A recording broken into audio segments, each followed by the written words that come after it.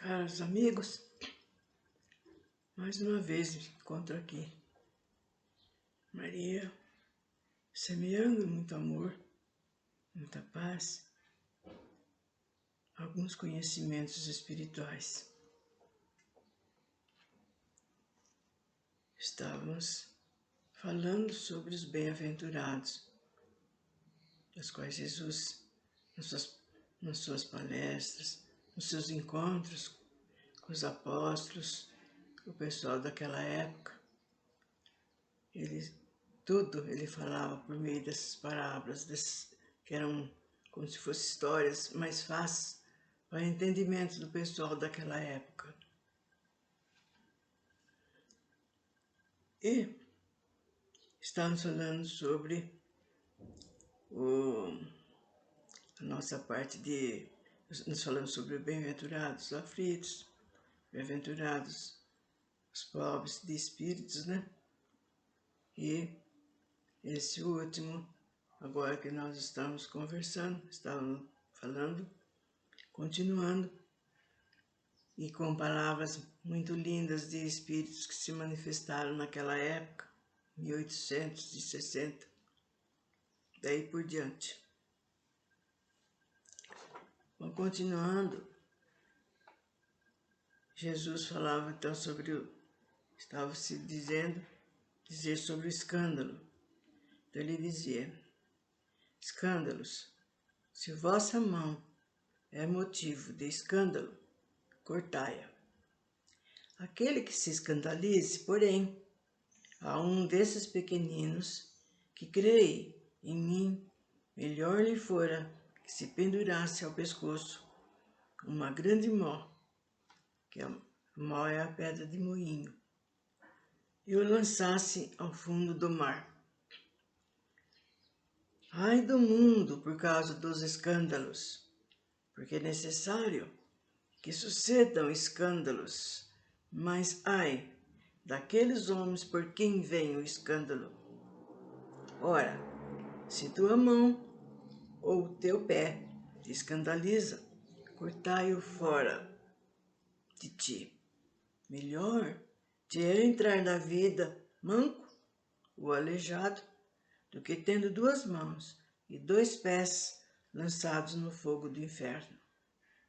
E se o teu olho te escandaliza, tira-o e lança-o fora de ti. Melhor te é entrar na vida com um olho só, do que tendo dois e seres lançado no fogo do inferno. Vede, não desprezais algum desses pequenos, porque vos declaro que os seus anjos no céu incessantemente estão vendo a face do meu Pai que está nos céus. Porque o Filho do Homem veio salvar o que havia perecido. Mateus, versículo 18. E se o teu olho direito te serve de escândalo, arranca-o, lança-o fora de ti, porque melhor te é que se perca um dos seus membros do que todo o seu corpo ir para o inferno. Mateus, versículo 5. No sentido vulgar, escândalo é tudo aquilo que choca a moral ou as regras da sociedade de uma maneira evidente que atrai as atenções. O escândalo não está na ação em si mesma, e sim na repercussão que ela pode ter. A palavra escândalo está sempre associada à ideia de um certo tumulto e alvoroço. Muitas pessoas se contentam em evitar o escândalo, pois seu orgulho sofreria com isso. Sua reputação seria diminuída entre os homens. Contanto que suas maldades sejam ocultadas, isso lhes basta, e sua consciência fica tranquila. Estes são conforme as palavras de Jesus. Sepulcros caiados por fora, como ele dizia, mas cheios de podridão por dentro. Vasos limpos por fora e sujos por dentro. Escândalo. Não somente o que ofende a consciência dos outros, é também tudo o que resulta dos vícios, das imperfeições dos homens. Toda reação má do indivíduo para indivíduo, com ou sem repercussão. O escândalo, neste caso, é o resultado efetivo do mal moral. É necessário que suceda um escândalo no mundo, disse Jesus, porque os homens, sendo imperfeitos, são tendentes a fazer o mal, e porque árvores ruins dão frutos ruins. É preciso entender, pois, com estas palavras, que o mal é uma consequência da imperfeição dos homens e não que exista para eles a obrigação de praticá-lo. É necessário que sucedam escândalos, pois o homem, estando em expiação na terra, punem-se a si mesmo pelos contactos dos seus vícios, dos quais são as primeiras vítimas e cujos males acabam por compreender, e somente depois que estiverem cansados de sofrer seus efeitos, procurarão o remédio do bem. A reação desses vícios serve, portanto, ao mesmo tempo, de castigo para uns e de provação para outros. E é assim que Deus faz surgir o bem e o mal, e que os próprios homens tiram ensinamentos de coisas ruins e desagradáveis. Se assim for, poderá-se dizer que o mal é necessário e sempre existirá, e se desaparecesse, Deus ficaria sem um poderoso meio de castigar os culpados.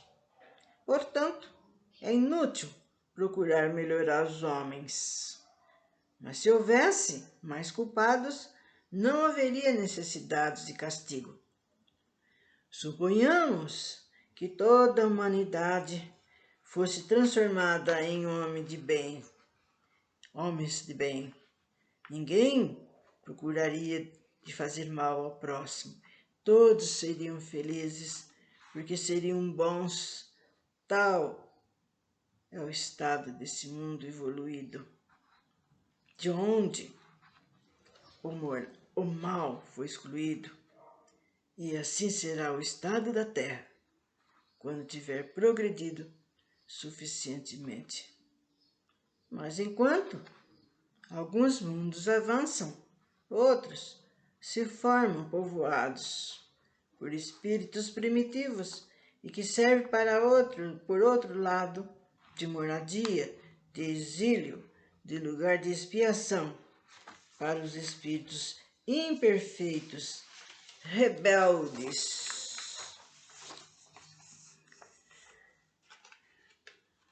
que permanecem no mal, que são rejeitados no mundo, que se tornaram felizes. Então está dizendo que a Terra a gente está sempre ouvindo desde muito tempo, que ela é um mundo de prova e expiação, e como tal, nós só podemos encontrar essas coisas, né? Violências, maldades, falta de respeito. Então, enquanto isso, outros mundos mais adiantados são felizes, né? Uns, né, ajudando os outros, cada dia mais felizes, mais contentes com a sua situação. E também, enquanto isso, os mundos primitivos, né, que são os mundos mais abaixo das condições da Terra, com seus espíritos também procurando, né? Aliás, eles vão trabalhando, encarnando, e cada encarnação eles vão tendo experiência, vão aprendendo, né?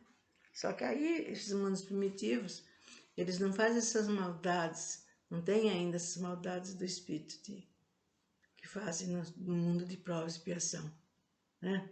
Eles são mais puros. Depois, conforme eles vão desenvolvendo, que eles vão adquirindo inteligência, né? Aí eles vão usando as suas ideias, suas maneiras de pensar. Bom, mas ai daqueles por quem vem o escândalo. Ou seja, o mal é sempre o mal. Portanto, aquele que serviu de algum modo de instrumento para a justiça divina, cujos maus instintos foram utilizados, nada mais fez do que fazer o mal, e deve ser, portanto, punido.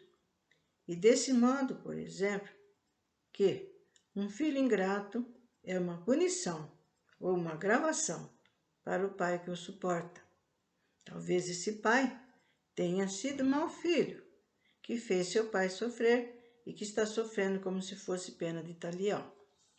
Mas o filho não terá desculpa por proceder assim, e por sua vez poderá ser castigado, tendo filhos rebeldes ou de qualquer outra maneira. Se tua mão é motivo de escândalo, cortai-a, afirmativa e energética, como se fosse tomada ao pé da letra.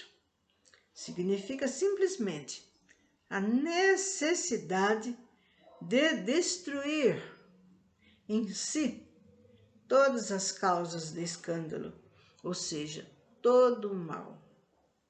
É preciso arrancar do coração todo sentimento impuro e toda tendência viciosa.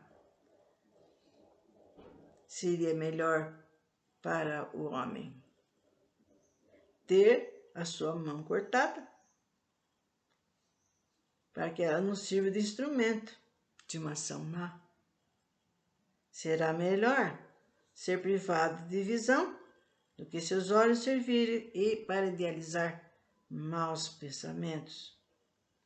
Jesus nada disse de absurdo para quem quiser entender o sentido figurado e profundo de suas palavras, mas muitas coisas não podem ser compreendidas sem a chave que o Espiritismo dá.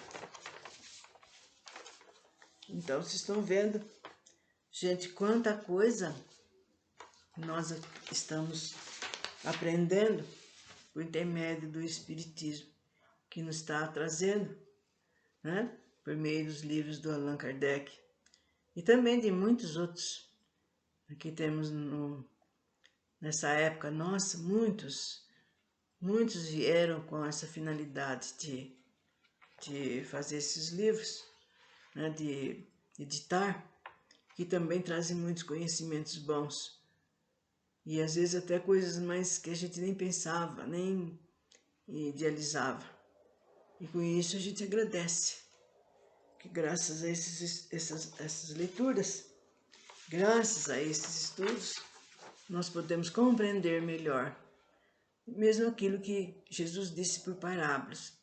Porque não é só ler a palavra em si, a gente precisa aprender a interpretar o que é que Jesus quis dizer, né? Com palavras simples, né? Com palavras que ele falava do fundo do seu coração.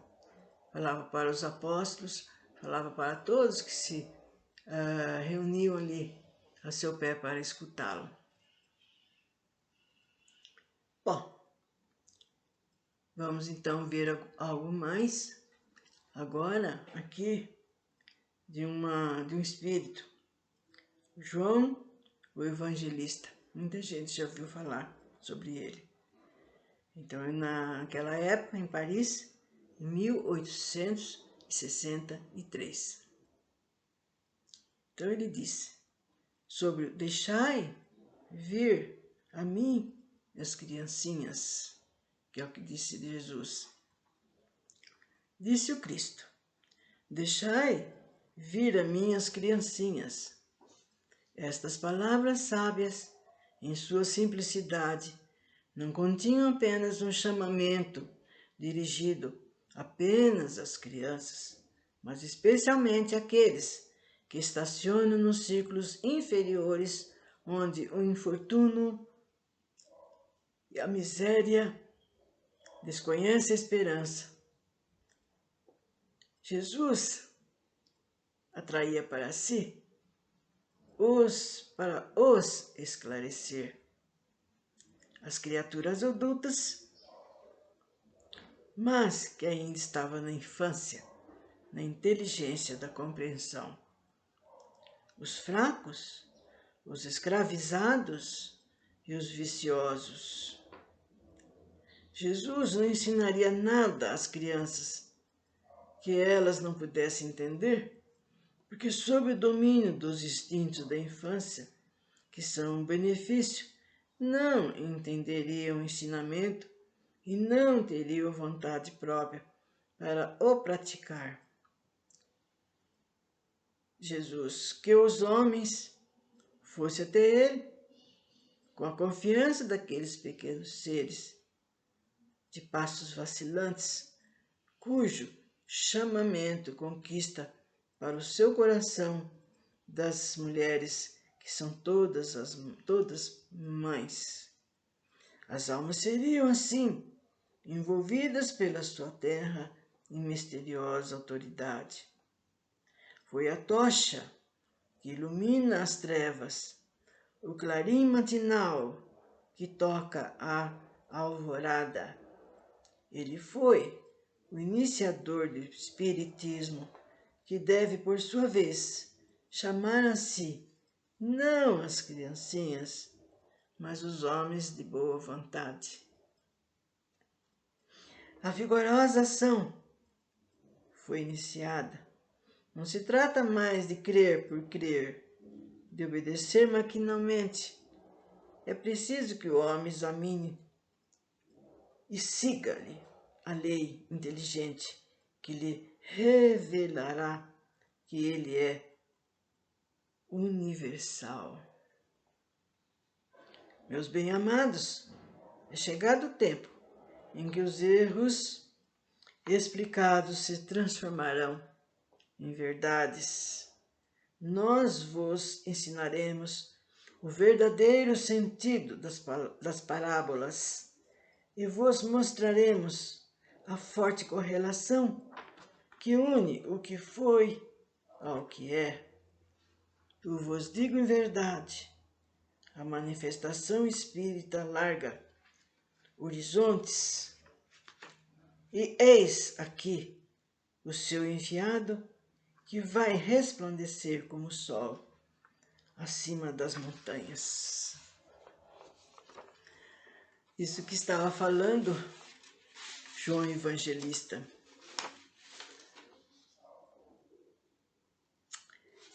E que nos mostra o que quis dizer com vinde a minhas criancinhas, né? Então, estava explicando que o homem deveria ser simples, humilde, como as crianças, né? As crianças pequenininhas, que as mães julgam que elas são os anjos, na sua inocência.